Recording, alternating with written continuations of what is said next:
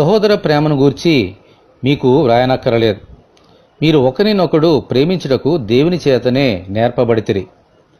ధర్మశాస్త్రమంతా నిన్ను వలె నీ పొరుగువారిని ప్రేమించమనే మాటలో సంపూర్ణమైనది.